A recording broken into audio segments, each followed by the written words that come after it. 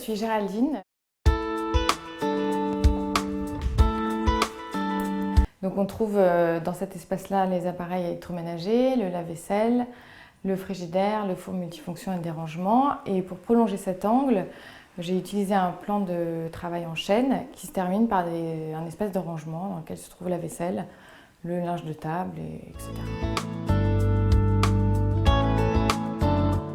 Donc ici vous avez l'espace repas qui se trouve donc dans une petite niche qu'on a habillée d'un papier peint. La table est intégrée dans le mur, donc vous avez juste à la descendre. Là vous avez donc toute une série d'assises et la partie du milieu en fait est sur roulette et donc elle se détache du reste et ça fait une assise supplémentaire quand vous avez des invités. Donc dans un studio, l'idée c'est quand même de faire un maximum de rangement, donc on en a casé partout. Donc les assises sont également des coffres. Là, vous avez un dressing avec une penderie, des tiroirs et des étagères. Et également, au-dessus de la table de la salle à manger, vous avez une série de placards.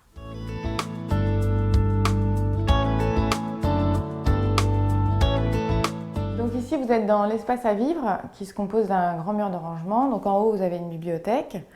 En dessous, vous avez un espace de rangement profond dans lequel on met la couette et les oreillers une fois que le lit est fermé.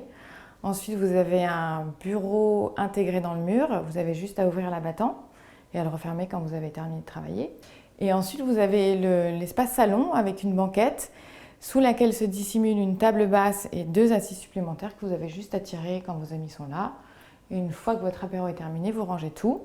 Et ensuite, vous avez la salle de bain qui est juste là. Ensuite, vous descendez votre lit escamotable et vous passez une bonne nuit.